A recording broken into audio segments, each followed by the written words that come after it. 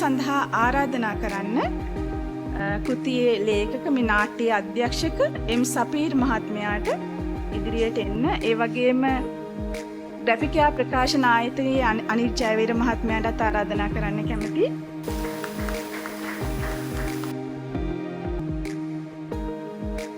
මුල්ම කෘතිය පිළිගන්වන්නේ අපි ඉතාම සොඳුරු මිනිසෙකුට.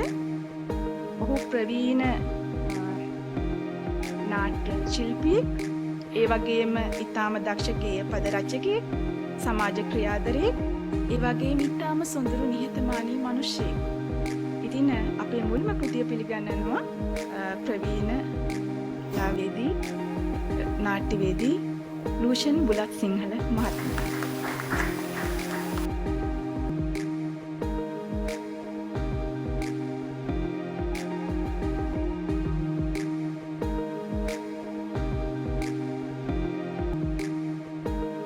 ඊළඟට අද දවසේ ප්‍රධාන දේශන ප්‍රධාන අදහස් දැක්වීම් ඉදිරිපත් කරන අපේ කතානායකයින් තිදෙනාට මම ආරාධනා කරන්නට කැමති පීට හේමප්‍රිය බොතේජු පියතුමා.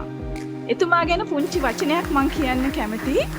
මෑතක අපි නයිනමඩම දේවස්ථානයේ එතුමා සේවය කරන දේවස්ථානයේ දින 3ක සාහිත්‍ය වර්ෂා කියලා සාහිත්‍ය කලා උළෙලක් කරනවා. ඉතින් පියතුමා තමයි සම්පූර්ණයෙන් මේ වැඩසටහන සංවිධානය කරන්නේ. පියතුමා නාට්‍යවේදී, ඒ වගේම යහපත් සමාජයක්, සංස්කෘතික සමාජයක් ගොඩනගන්න සාහිත්‍ය කලාවේ තියෙන වැදගත්කම මනාව අවබෝධ කරගෙන ඉන්නේ. ඒ වගේම ඒ වෙනුවෙන් කැපවී කටයුතු කරන පියතුමෙක්. ඉතින් පියතුමාව ආදරෙන් පිළිගන්න ගමන්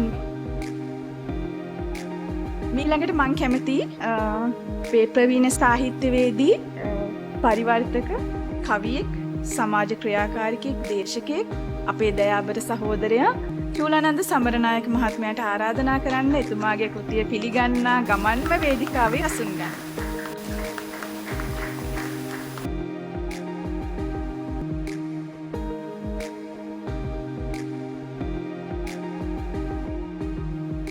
ඊළඟට ප්‍රවීණ රංගනවේදී